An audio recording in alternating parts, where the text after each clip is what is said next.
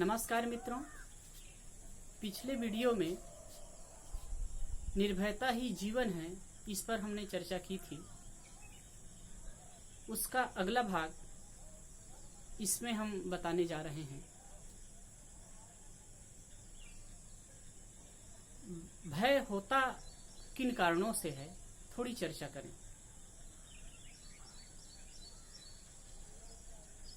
यदि कोई गलत कर्म करता है तो गलत कर्मी को भय होता है, मोही व्यक्ति को भय होता है, अहंकारी व्यक्ति को भय होता है, संग्रही व्यक्ति को भय होता है। ध्यान दीजिए, मैं टॉपिक बता रहा हूं। मोही व्यक्ति को भय होता है, जिनको शरीर के प्रति मोह है, परिवार के प्रति मोह है, पत्नी बच्चों के प्रति मोह है, वो सदैव भयभीत रहता है। प्रेम होना बिल्कुल अलग बात है और मोह होना बिल्कुल अलग बात है। मैं एक ऐसी महिला को जानता हूं जिनका एक ही बेटा था और बहुत वो प्रेम करती थी। अचानक उस बच्चे का शरीर छूट गया तो वो इतना विह्वल थी, 1 महीना तक वो कोमा में थी। निश्चित है, अपना नजदीक का कोई व्यक्ति का शरीर छूट जाए तो एक धक्का लगता है, दुख होता है।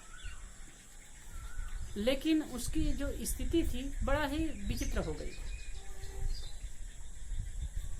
हम किसी के प्रति भी मोह करते हैं, अपने शरीर के प्रति यदि अधिक मोह है तो हम पदे पदे भयभीत रहते हैं। दूसरे को देखकर, कोई रोगी को देख करके और ऐसी विषम परिस्थिति में कोई फंसा है उसको देख करके हम अपने आप को लेकर बहुत डरते रहते हैं। परिवार को लेकर के डरते हैं कि इनको कुछ ना हो जाए, परिवार वाले कुछ ना हो जाएं, बाल बच्चे ना मर जाएं, पत्नी को कुछ ना हो जाए, पति को कुछ ना हो जाए, ये भयभीत होते हैं। दूसरी बात है, संग्रही आदमी को बहुत ज्यादा भय। संग्रही आदमी संग्रह किया रहता है ना, तो वो समझता है कि मेरा धन छूट ना जाए, कोई लूट ना ले, कोई मुझे धोखा ना दे। भयभीत बना होता है। कई बार देखते हैं, जब जितना आदमी धनवान होता है उतना ही वो भयभीत होता है। अनिद्रा की बीमारी गरीब को नहीं होती है, धनवानों को होती है। और धनवानों को ये जो अनिद्रा की बीमारी होती है वो भय के कारण ही होता है। कहीं ना कहीं उनके अंदर भय छुपा होता है। तो संग्रही को होता है। तीसरी बात है, गलत कर्म करने वालों को भय होता है, कामी को भय होता है, चोरी हिंसा व्यभिचार करने वालों को भय होता है। कोई ये गलत प्रवृत्ति करता है वो भय से मुक्त कभी नहीं हो सकता, क्योंकि कहीं ना कहीं उनके अंदर में ये भय सवार रहता है, कोई देख ना ले, कोई जान ना ले। सद्गुण सदाचारी व्यक्ति है, बैठा है एक जगह, पुलिस वाला उधर से आता है, उसके पास बैठ जाता है, कोई परवाह नहीं होता। लेकिन वहीं एक हिंसकी आदमी है, एक चोर बदमाश आदमी है, तो उनके पास में जाकर के अगर पुलिस बैठे तो उनको ये लगता है कि कहीं मुझे पकड़ने नहीं आ गया, तो वो भय से मुक्त नहीं हो पाता है।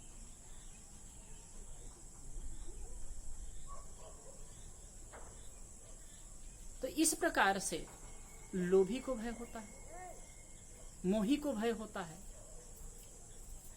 और गलत कर्म करने वाले, चोरी हिंसा व्यभिचार करने वालों को भी भय होता है।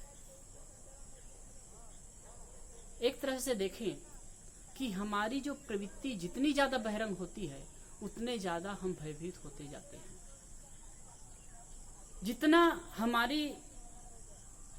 जितनी हमारी भावना बाहर रूप से होती है, बाहर की ओर हमारी दृष्टि होती है, उतना ज्यादा हम भयभीत होते जाते हैं। इसीलिए कहा गया, सदगुरु कबीर ने कहा, निर्भय भय तहाँ गुरु की नगरिया, सुख सविदास कबीरा।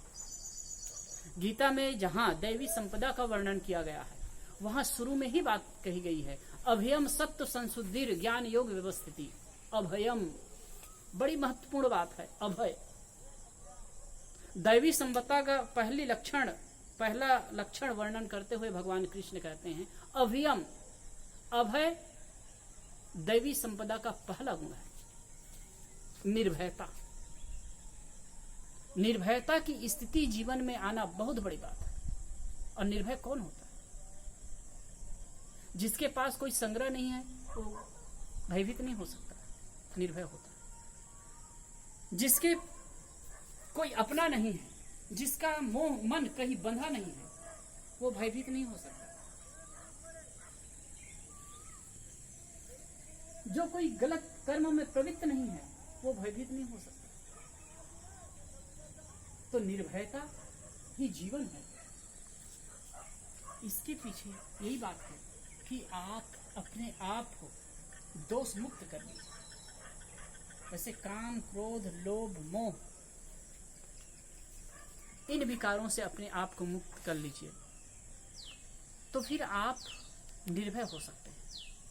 और वास्तव में जिसके जीवन में निर्भयता आ गई, अभय आ गया, वो संसार में सबसे धनी व्यक्ति है। और निर्भयता ही मुक्ति की अवस्था है। निर्भय व्यक्ति ही मुक्त है। भर्तृहरि जी महाराज ने एक बहुत सुंदर सूत्र कहा है, भोगे रोग भयम, कुले च्युत भयम, वित्ते निपलाद भयम, माने दैन्य भयम, बले रिपु भयम, रूपे जराया भयम, शास्त्रवादी भयम, गुणे खल भयम, कायक नितांताद भयम, सर्वम वस्त भयान्वितम भुवि, निराम वैराग्य मेवा अभयम। इसमें गिनाया गया है कि कैसे जीवन में भय पदे पदे होता है। भोग में रोग का भय, कुल में, परिवार में पतन का भय होता है, बल हो गया तो दीनता का भय होता है, बुद्धि है, ज्ञान है तो वाद विवाद का भय होता है। मतलब हर जगह भय भय भय। और निर्भय कौन होता है? वैराग्य मेवा अभयम। मनुष्य को वैराग्य पद में ही निर्भयता है। जो आदमी सब तरह से निष्प्रिय है तो वो निर्भय हो सकता है। अब ये बात आती है, अरे भाई ये तो साधुओं के लिए बात होगी, हम लोगों के लिए कैसे हो सकती है? लेकिन नहीं, सबके लिए है। आप जितना जितना अपने आप को निष्प्रिय करते जाएंगे घर, परिवार और समाज से, उतना उतना निर्भय की अवस्था में आते जाएंगे।